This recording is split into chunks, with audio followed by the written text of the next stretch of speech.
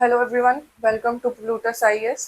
तो अब इस दूसरे वीडियो में हम वायुदाब पेटियों के और डीपली डिस्कशन करेंगे।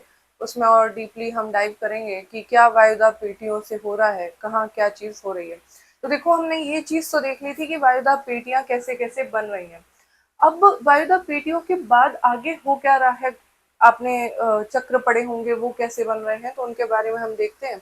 तो देखो, हमने ये चीज तो देख ली थी कि विषुवतीय निम्न वायुदाब पेटी से क्या होती है, हवाएं ऊपर उठती है, गर्म होकर हल्की होकर ऊपर उठती हैं, ऊपर जा करके तापमान क्योंकि कम होता है तो ठंडी हो जाती है और ठंडी होकर के अगली पेटी में उतर जाती हैं, जिससे कि उच्च वायुदाब पेटी का निर्माण वो कर देती हैं। अब यहाँ पर आप एक चीज देख रहे होंगे कि उपध्रुवीय निम्न दाब पेटी, ये भी उपध्रुवीय निम्न दाब पेटी है। क्यों? क्योंकि यहाँ पर ध्रुवीय उच्च दाब पेटी से और उपोष्ण कटिबंधीय उच्च दाब पेटी से हवाएं आ रही हैं और अभिसरित भी हो रही हैं, यानी कि उनका कन्वर्जेंस हो रहा है। और यदि उनका कन्वर्जेंस हो रहा है, यहाँ पर निम्न दाब पेटी बनी ही इसलिए क्योंकि यहाँ पर उनका कन्वर्जेंस हो रहा है, यानी कि अभिसरण हो रहा है। और अभिसरण, देखिए, अभिसरण होकर के जब ऐसे आकर के टकराती हैं और टकरा करके ऊपर उठ जाती हैं, तो उसकी वजह से यहाँ पर वो निम्न वायुदाब का निर्माण कर देती हैं। ठीक है, निम्न वायुदाब का निर्माण करती हैं और ऊपर उठती हैं, हल्की होकर गर्म होकर ऊपर उठती हैं, फिर से ठंडी हो जाती है, ठंडी होकर के उच्च वायुदाब पेटी में नीचे बैठती हैं। तो उसकी वजह से क्या होता है, एक चक्र का निर्माण होता है। ये देखिए, इस प्रकार से चक्र बन जाते हैं उत्तरी गोलार्ध में भी और दक्षिणी गोलार्ध में भी। उत्तरी गोलार्ध में भी ये चक्रों का निर्माण हो जाता है और दक्षिणी गोलार्ध में भी इन चक्रों का निर्माण हो जाता है, जिनको हम अलग अलग नामों से जानते हैं। जैसे कि पहला नाम जो है, इसको हम बोलते हैं हेडली सेल। ये उत्तरी गोलार्ध में भी होते हैं और दक्षिणी गोलार्ध में भी होते हैं। तो इसका नाम होता है हेडली सेल, यानी कि हेडली चक्र, जो उपोष्ण कटिबंधीय उच्च दाब पेटी और निम्न दाब के बीच में बना। क्योंकि निम्न दाब से हवाएं ऊपर उठी, ऊपर उठ करके इस तरफ बैठी, तो जब वो इस तरफ उपोष्ण कटिबंधीय उच्च दाब पेटी में गई, तो उसका नाम हमने फेरल चक्र रख दिया। क्या नाम रख दिया? फेरल चक्र।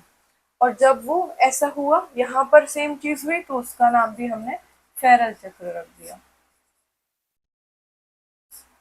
फिर जब हवाएं उपध्रुवीय निम्न दाब पेटी से ऊपर उठकर ठंडी होकर ध्रुवीय उच्च दाब पेटी में गई, तो उसका नाम हमने ध्रुवीय चक्र रख दिया, क्योंकि एक प्रकार से ये चक्र चल रहा है। चक्र है ना। देखिए, ध्रुवीय उच्च दाब पेटी से पहले निम्न दाब में क्या आया, निम्न दाब में हवाएं आई। उपोष्णीय कटिबंधीय उच्च दाब पेटी से निम्न दाब में हवाएं आई और वो ऊपर उठ गई। ऊपर उठी, गर्म होकर हल्की होकर ऊपर उठी और ठंडी होकर के नीचे बैठ गई। तो इसका नाम इसीलिए हमने ध्रुवीय चक्र, या इन सभी का नाम हमने इसीलिए चक्र रख दिया, है ना, कि ऊपर उठी, ठंडी होकर नीचे बैठी, उच्च दाब में चली गई। तो ये एक प्रकार से चक्र चल रहे हैं, इसीलिए हमने इनको चक्र कहा। तो हेडली चक्र, फेरल चक्र और ध्रुवीय चक्र हमने इनको कहा है। अब देखो, यहाँ पर जो आप पवने देख रहे हो ना, इन पवनों को भी नाम दिए गए हैं। ठीक है, इन पवनों को क्या नाम दिए गए हैं?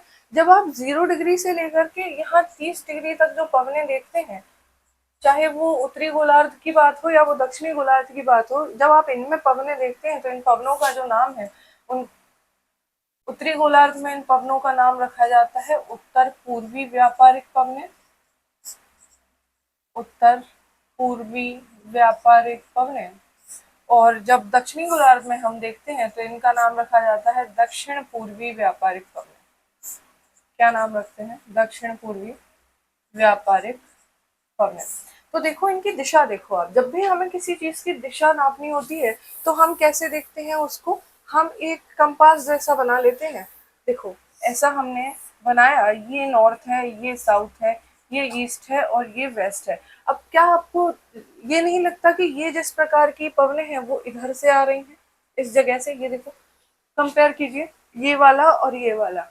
तो जब जिस दिशा से जो पवन आ रही होती है, उस पवन का नाम उसी दिशा पर रख देते हैं, या यदि कहीं किसी स्थान से वो पवन आती है, तो उस पवन का नाम वहीं से रख देते हैं जहां से वो आ रही है या उसकी उत्पत्ति हो रही है। तो ये जो पवने हैं, ये उत्तर पूर्वी व्यापारिक पवने हैं और ये दक्षिण पूर्वी व्यापारिक पवने हैं।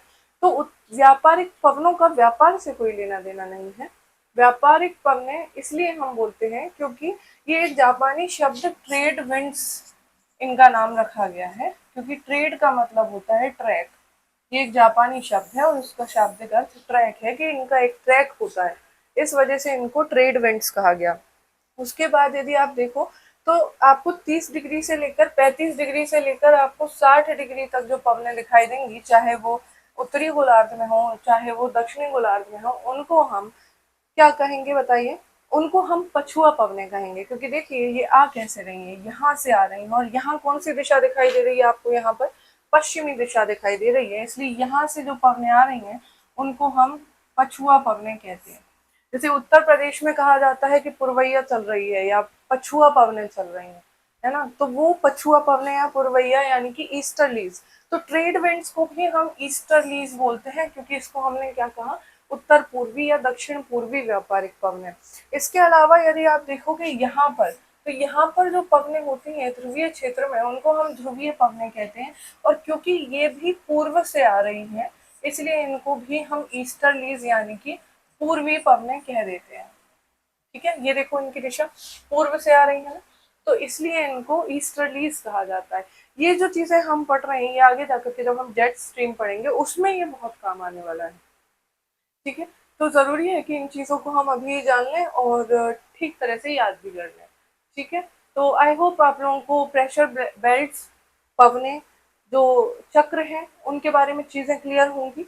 इसके बाद एक चीज जो मुझे आपको बतानी है, 30 डिग्री वाले अक्षांश को हम अश्व अक्षांश कहते हैं। 30 डिग्री को हम अश्व अक्षांश कहते हैं। और ऐसा क्यों कि हम उसे अश्व अक्षांश कहते हैं? उसका कारण ये है कि जब पहले घोड़ों का व्यापार हुआ करता था तो जहाजों से हुआ करता था, है ना?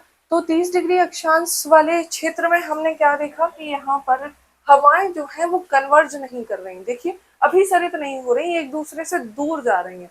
तो जब हवाएं एक दूसरे से दूर जा रही हैं, यानी कि हवा जो है वो बहुत ज्यादा गतिशील नहीं है, हवा थोड़ी शांत प्रकृति की है।